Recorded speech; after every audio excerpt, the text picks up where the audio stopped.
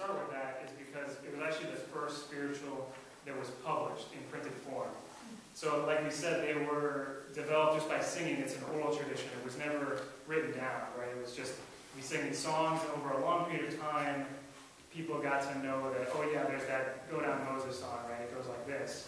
But at this point, 1861, which is incidentally the first year of the Civil War, Go Down Moses was actually written down and published as a song. And so that was the very first one.